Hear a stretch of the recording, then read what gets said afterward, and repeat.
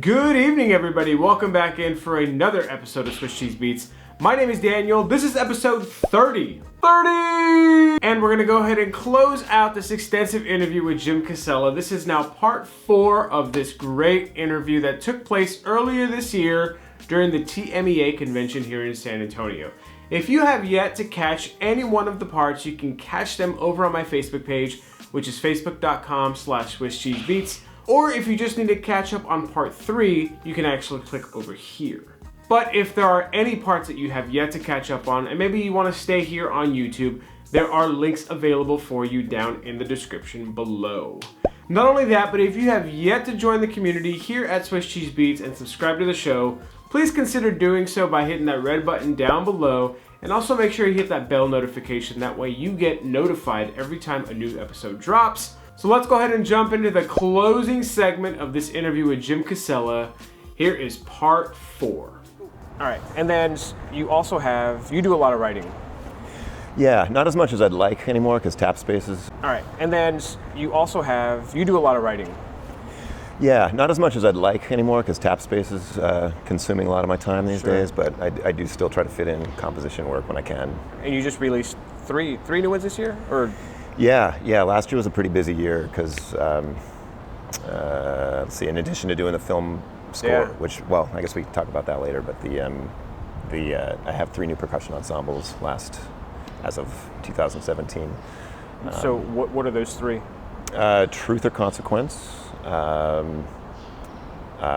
Windows of the Maloka, and Beyond the Clouds. And you said one of them you actually wrote for Vandergrift, right?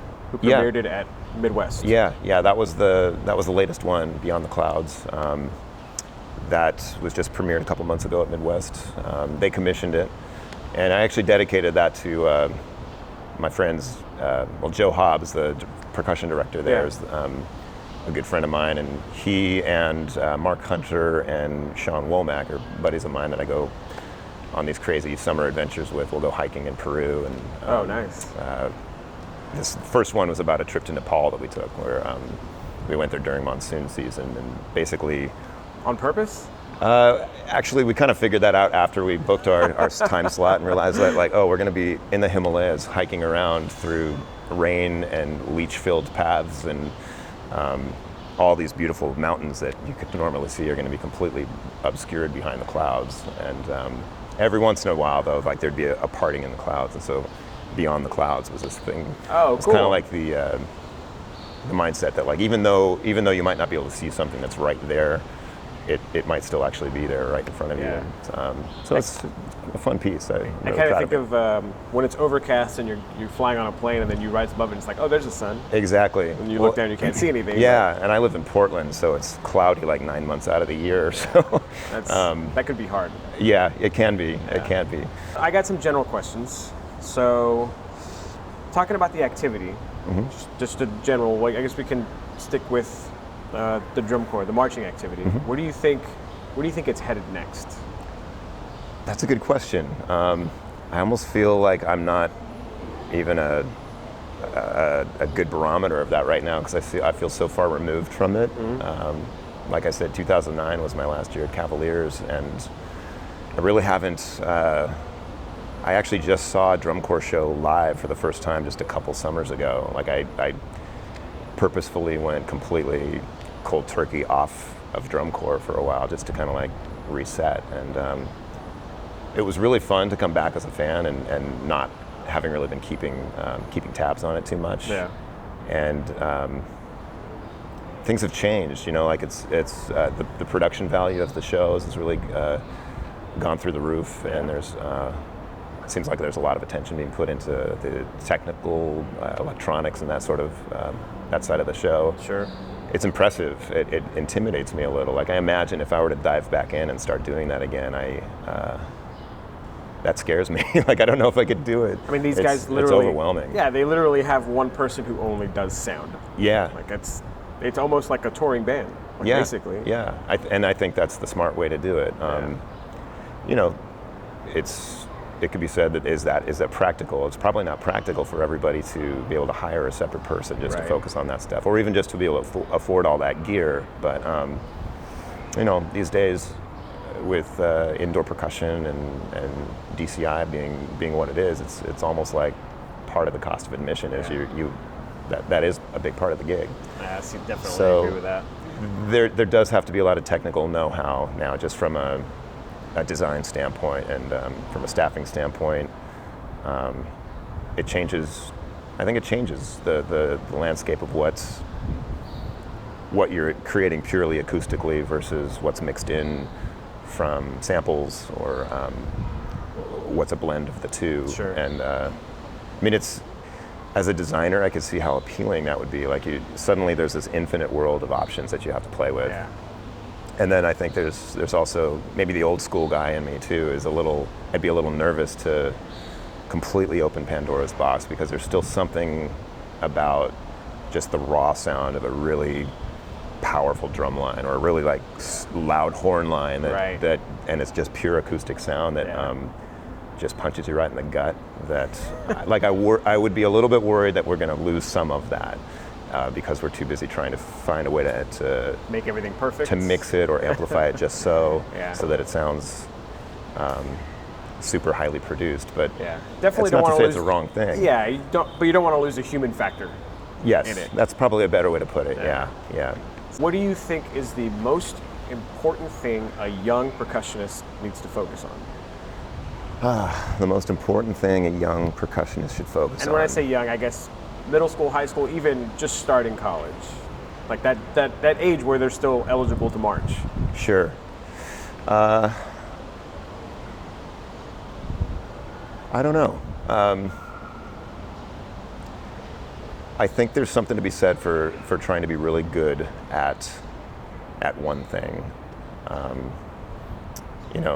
I think my stock answer would be like, being a percussionist, you have to be able to do a lot of different things. Sure. You have to be able to play snare drum, and you now need to be able to play marimba well, and you need to be able to hold down a groove on a drum set. And I still do believe that, but I also worry that like being a jack of all trades can make for master of maybe nothing. a little bit of the master of nothing syndrome, or a homogenized set of skills that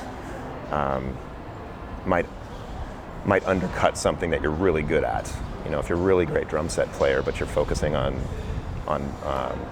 marimba all the time because you have to pass your classes or something, I would worry that'd be a missed opportunity. So if there's something that you really love to do, or it's something that really feels good to play, there's no shame in following that and pursuing it to its fullest, and putting the other things maybe a little bit on the back burner. I don't know, that might not be the fashionable approach in an educational setting, but I don't know, there's a lot of super hyper talented people out there, and the more we can see those talents, I think the more the world benefits from it. It feels like people are getting better faster. Yeah. And I really attribute a lot of that to being able to just get on the internet and see how it should be done. Yeah. And when it's done well, and just trying to emulate that. You can learn figuring anything. Stuff out. Yeah. I know. Yeah. I know. You really can. I'm building a studio in my backyard right now, and I'm not a construction guy at all, but like I'm learning how to You're doing it yourself. blind nail my tongue and groove ceiling, and put in a floor and stuff like that. Stuff it's not rocket science, but it's like I've never done it before. Yeah. Go to YouTube and you can find somebody that tells you how to do it. Right. It's pretty cool. Yeah, and it's not like you're doing, a small room in your house. It's a studio you're building. Yeah. So. Yeah. It's like a freestanding building. So. Yeah. All right, I got some quick fire questions for you. Okay. Favorite kind of music or artist? Favorite kind of music, this is the nerd in me is going to come out, probably film score music. Nice. Favorite artist is probably Nick Bertsch, who's a Swiss pianist. And he has this really awesome group called Ronin, and it's kind of like Steve Reich meets Steve Gadd, kind of funky. They call it Zen funk, I think, in their own circle. Yeah, it's like contrabass, clarinet, piano, kind of prepared piano stuff, drum set, and bass guitar. Super groovy, very pattern meter based stuff. Check it out. It's really cool. I will. All right. Matched or traditional? Matched. Why not? All right. I'm a match player, mostly. Stevens or cross grip? Doesn't matter. And content or achievement? That's a harder one. Achievement. I agree with that. Yeah. I do. Yeah. Jim, thank you so much for sitting down. I Yeah. appreciate it very Thanks, much, Daniel. man. That was fun. Yeah, absolutely. We'll have to do this again. Maybe in Portland. Maybe I'll finally make my way up there. Come on out. Yeah. that'd Got be a lot great. of good beer out there. Awesome, man. All right. Cool. Well, that wraps this up, ladies and gentlemen. Once again, I cannot thank Jim enough for being so willing with his time to sit down with us and share some of these great stories and thoughts about how everything started for him and where everything's gone for him as far as with tap space and his overall career. I just found so many things interesting about this interview, and just the fact that he was willing to be such an open book and tell a great story. Can't thank him enough. So for that alone, if you enjoyed any part of this interview, please make sure you give this video a thumbs up. Also consider sharing this with anybody you think would be interested in some of this great information using those share options down here on your right. And what was your favorite part about the entire interview? Whatever that is, leave that down below in the comments. And if you have any other supplemental questions for Jim, perhaps we'll take the best ones and shoot them over to him and see if he has a response for some of those. So if you have any, leave them down below in the comments. Thanks so much for tuning in. I will see you next time.